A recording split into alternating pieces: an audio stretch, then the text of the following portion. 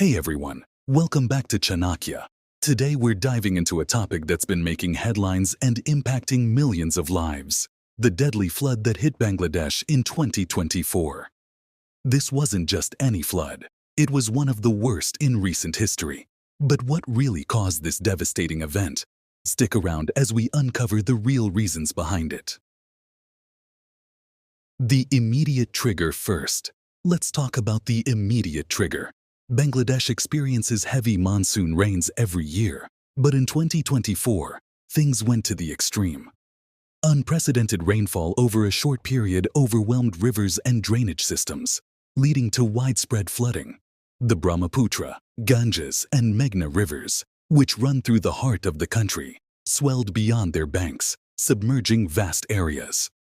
To put it in perspective, some regions received more than double their average rainfall for the entire monsoon season in just a few days. The scale of the downpour was simply too much for the existing infrastructure to handle. Climate change. The silent culprit. While the rains were the immediate cause, there's a bigger, more insidious factor at play: climate change. As global temperatures rise, so do sea levels and the frequency of extreme weather events. For Bangladesh, a low-lying delta country, this is a recipe for disaster. Scientists have warned for years that climate change would make events like this more common. The melting of glaciers in the Himalayas and erratic monsoon patterns are directly linked to global warming, leading to more intense and unpredictable flooding. Poor infrastructure and urban planning. Next up, let's talk about infrastructure. Bangladesh has made significant strides in development, but urban planning hasn't kept pace with the country's rapid population growth. Many cities, including Dhaka, have outdated drainage systems that can't cope with heavy rainfall. Rapid, unplanned urbanization has led to the construction of buildings and roads without proper consideration for water management. Wetlands and natural water bodies, which once absorbed excess rainwater, have been filled in or encroached upon, leaving nowhere for the water to go when the rains come. Deforestation and loss of natural barriers. Another key factor is deforestation.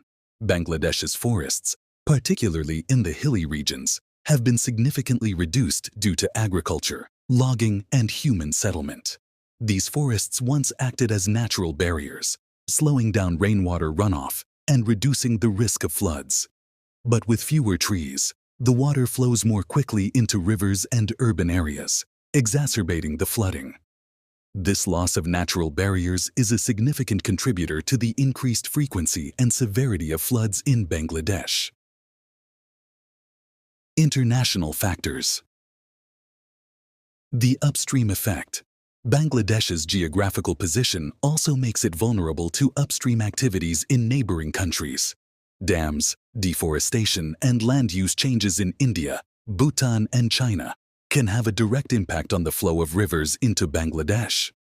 For instance, upstream dams on the Brahmaputra and Ganges rivers can affect water flow downstream, either by releasing too much water or by reducing the flow during dry periods. This year, releases from these dams, combined with the heavy rains, contributed to the sudden surge in water levels. The human toll and response efforts. Sadly, the human toll of this flood has been devastating. Over 1,000 lives lost, millions displaced, homes and livelihoods destroyed. But amidst the tragedy, there's also been a remarkable response effort, both locally and internationally. Local communities, government agencies, and international organizations have all stepped up to provide relief, from rescue operations to distributing food and medical supplies. But the question remains: how can Bangladesh prevent such a disaster from happening again?